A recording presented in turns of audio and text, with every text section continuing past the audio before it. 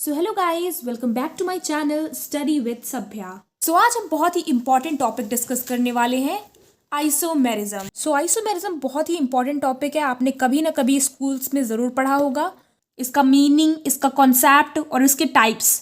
So let us discuss about it. आप meaning में लिख सकते हो that isomerism is composed of two words, that is iso and meros. Iso का मतलब होता है सेम एंड मिरोस का मतलब पार्ट्स। सो टू और more compounds having same molecular formula but different properties are called isomers.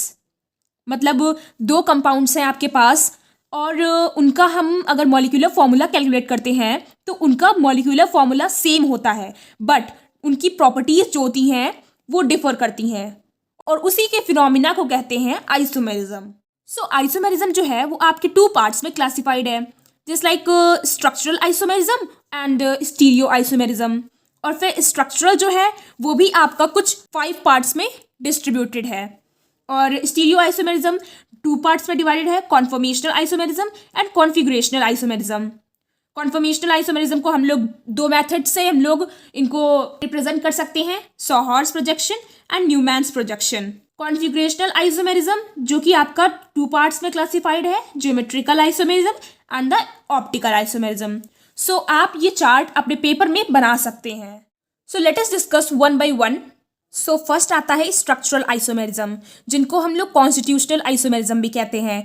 और स्ट्रक्चरल आइसोमेरिज्म मतलब isomers having same molecular formula but different structures.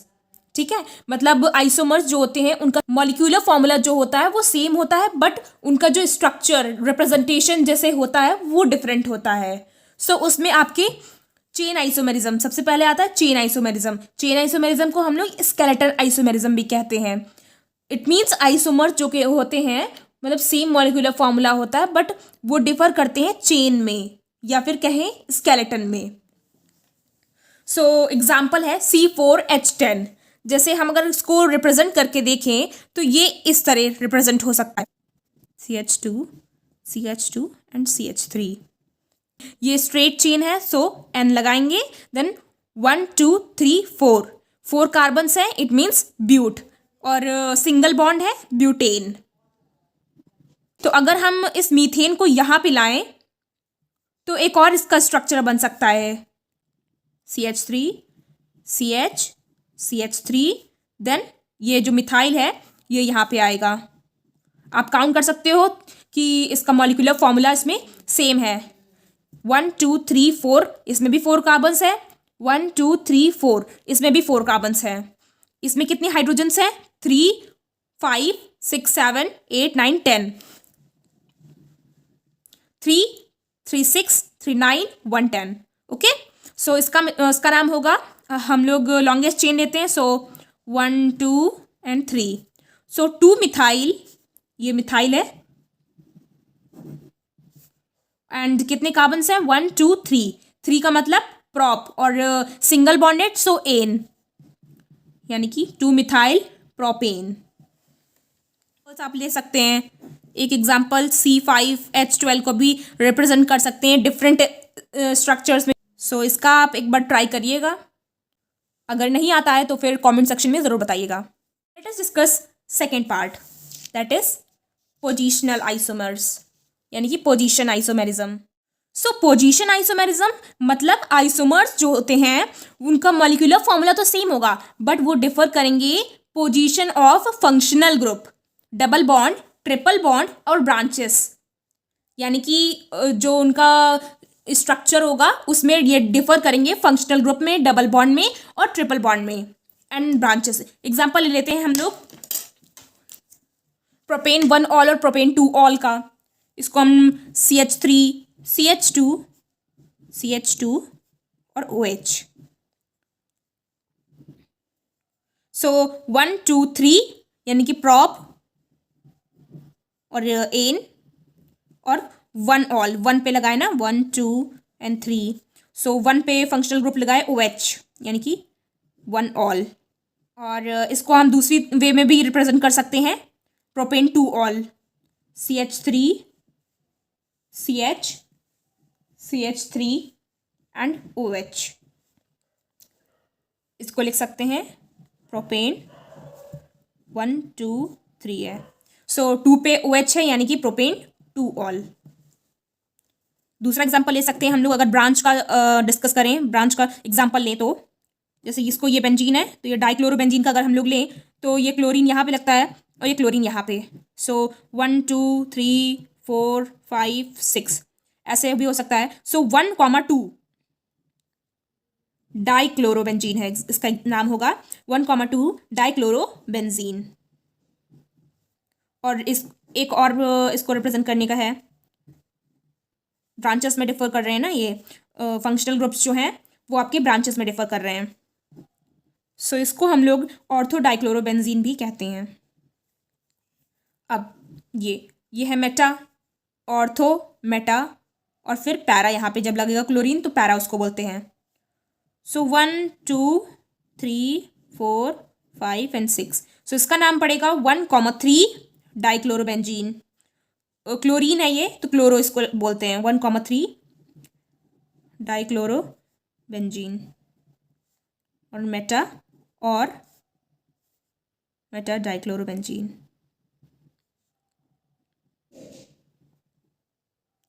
इसका एक और रिप्रेजेंट कर सकते हैं पैराबेंजीन पे, यानी कि क्लोरो जो है वो आपका पैरा पे आएगा, पैरा पोजीशन पे 1 2 3 4 5 6। सो 1,4 डाइक्लोरोबेंजीन। सो अब थर्ड पार्ट आता है फंक्शनल आइसोमेरिज्म। सो ऐसे आइसोमर्स जो कि डिफर करते हैं in the nature of functional group, यानी कि फंक्शनल ग्रुप ही आपका चेंज होता है।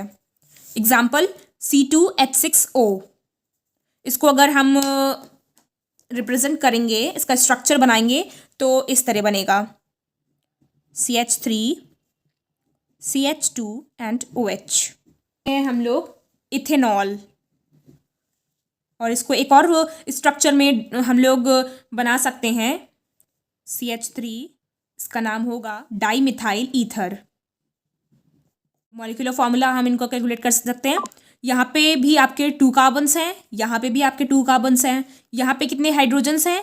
3 and 2 and 1, 3 4 5 and 6, 6 hydrogens 3 and 3 that is 6 hydrogens. So molecular formula आपका यहाँ पे सेम है, बट ये डिफर कर रहे हैं ना इनके फंक्शनल ग्रुप में। यहाँ पे ये आपका OH जो है दैट इज हाइड्रोक्सी, और यहाँ पे O है यानी कि ईथर का है ये। सो ये डिफर कर रहे हैं इनके फंक्शनल ग्रुप में। सो अब आता है मेटामेरिज्म। सो मेटामेरिज्म में यानी कि आइसोमेरिज्म जो होते हैं वो डिफर करते हैं in the nature of alkyl groups और the number of carbon atoms on either side of the functional group. यानी कि जैसे कि ये आपका फंक्शनल ग्रुप है, सो इनके अगल बगल कार्बन्स कितने हैं उसमें ये डिफर करते हैं, वो होता है आपका मेटामेरिज्म। सो एग्जाम्पल लेके देखते हैं। Example just like pentan 2-on CH3 C2 double bond and CH3। इसका 1 2 3 4 एंड 5 यानी कि पेंट एंड 2 है, यानी कि इधर से लेंगे बिकॉज फंक्शनल ग्रुप ये पास में है तो इस वजह से। सो 2 एंड फॉर दिस ओन, और इसी को हम दूसरे वे में रिप्रेजेंट कर सकते हैं CH3 CH2 C double bond O CH2 और CH3। इसका आइसोमर ये एक बन सकता है और इसका नाम होगा 1 2 3 4 एंड 5 यानी कि 3 पेंटन 3-on। सो कार्बन एटम्स ये आपका फंक्शनल ग्रुप ये रहा। सो आपका फंक्शनल ग्रुप एक ये है और एक ये है।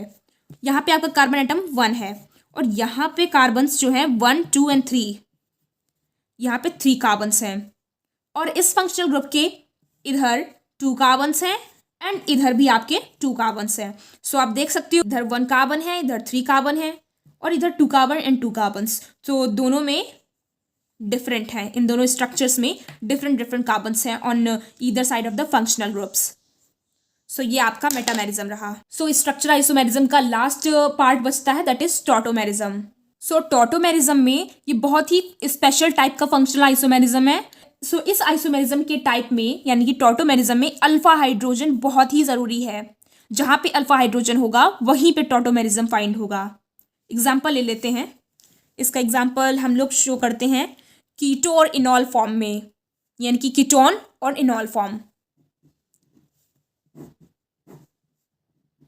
ये जो डबल बॉन्ड है वो आपका टूटेगा और इधर जाके डबल बॉन्ड बन जाएगा, या फिर आप इधर भी लिख सकते हो और इधर भी लिख सकते हो। तो इसको आप इस फॉर्म में भी लिख सकते हैं CH3C double bond CH2 and OH।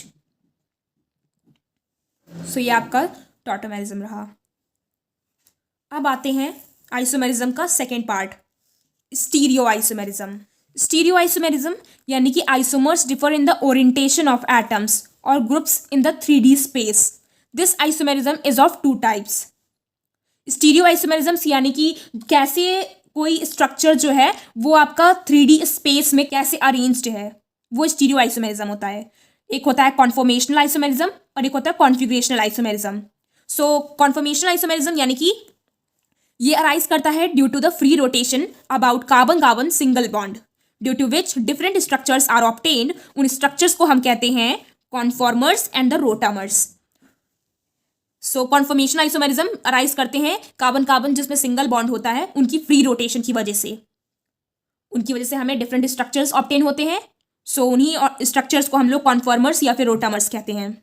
Ethane का जो कॉन्फॉर्मर है उसका एंगल जो है 0 से 360 डिग्री तक होता है, out of which only 2 conformers are considered through dihedral angle that is 60 degree. और इसी को हम लोग रिप्रेजेंट करते हैं 2 मैथड से, वही Sawhorse projection and the Newman's projection method. Sawhorse projection method can be represented as this. So ये इसमें ना कॉन्फॉर्मर्स जो होते हैं वो ऑब्जर्व होते हैं सर्टेन एंगल पे, और इसमें भी स्टैगर्ड फॉर्म ये होता है एंड इक्लिप्स्ड फॉर्म आपका ये होता है। हाइड्रोजन जो है वो अट्रैक्ट होंगे एक दूसरे की तरफ में। और न्यूमैन प्रोजेक्शन में यानी कि कॉन्फॉर्मर्स जो होते हैं वो सामने से आप देख सकते हो, these are observe from the front side, staggered form and the eclipsed form. जो आपका इक्लिप्स्ड फॉर्म होता है वो थोड़ा सा स्टेबल कम होता है दैन स्टैगर्ड फॉर्म, बिकॉज उसमें एनर्जी जो है वो इंक्रीज हो जाती है। Eclipsed form is less stable than staggered form due to which its energy increases. So अब स्टीरियो आइसोमेरिज्म का हम लोग सेकेंड पार्ट यानी कि कॉन्फिगरेशनल आइसोमेरिज्म को हम लोग डिस्कस करेंगे। उसका मेन पार्ट जो होता है, जो आपका मेन आइसोमेरिज्म है वो ज्योमेट्रिकल आइसोमेरिज्म होता है। और ज्योमेट्रिकल आइसोमेरिज्म को भी रिप्रेजेंट करने का 2 मेथड होता है, that is cis form and the transform. सबसे पहले जानते हैं ज्योमेट्रिकल आइसोमेरिज्म होता क्या है। सो ये अराइज करता है ड्यू टू द रिस्ट्रिक्टेड और hindered rotation of carbon carbon single bond, यानी कि जो कार्बन कार्बन आपका सिंगल बॉन्ड जो होता है वो मूव नहीं कर पाता है, तो उसकी वजह से ये ज्योमेट्रिकल आइसोमेरिज्म्स फॉर्म होते हैं due to pi bond. Pi bond यानी कि डबल बॉन्ड, एल्कीन्स, एल्कीन्स यानी कि डबल बॉन्ड आप देख सकते हो, ये देखो। सो यहाँ पे एक पाई बॉन्ड होता है, एक सिग्मा बॉन्ड होता है। So remaining 2 valencies of carbon must be attached with different atoms or the groups like C2, A2 and B2। तीनों चीज़ें एक दूसरे से डिफर कर रही हैं। अगर आपका ये A है, यहाँ पे A है और B है B है, अगर A सेम साइड यानी कि अपर साइड पे है तो आपका सिस फॉर्म है। अगर A अपोजिट डायरेक्शन में है यानी कि आपका ट्रांसफॉर्म होगा। एक एग्जांपल ले लेते हैं। सो ब्यूट यानी कि 4 कार्बन्स होंगे ना, तो C डबल बॉन्ड C, अगर हम CH3 यहाँ लिखें एंड एक CH3 यहाँ पे लिखें, सो कार्बन आपके कितने हो गए 4 हैं। यहाँ पे एक हाइड्रोजन एंड ये हाइड्रोजन। सो ये CH3 और ये CH3 यानी कि मिथाइल ग्रुप जो है वो आपका सेम साइड पे है, यानी कि इसको बोलते हैं हम लोग सिस। दूसरा स्ट्रक्चर बन सकता है जब ये दोनों अपोजिट डायरेक्शन में हो, that means CH3 and CH3 यहाँ पे आपका हो और हाइड्रोजन यहाँ पे। सो ट्रांसफॉर्म है ये, यानी कि क्या लिख सकते हैं, ट्रांस ब्यूट टू इन। तो इसका डाइपोल मोमेंट जो होता है वो 0 के बराबर हो सकता है, बट इसका dipole moment can't be equal to 0, यानी कि स्टेबिलिटी और मेल्टिंग पॉइंट जो होता है वो ट्रांसफॉर्म का ज़्यादा होता है दैन सिस फॉर्म। सो ये वीडियो यहाँ पे ख़त्म होती है और इसका हम लोग नेक्स्ट पार्ट ऑप्टिकल आइसोमेरिज्म किसी और वीडियो में डिस्कस करेंगे, बिकॉज वो बहुत ज़्यादा बड़ा टॉपिक है। आपको और भी वीडियोस देखनी है तो हमारे चैनल पे आप विजिट कर सकते हैं। Till then bye bye.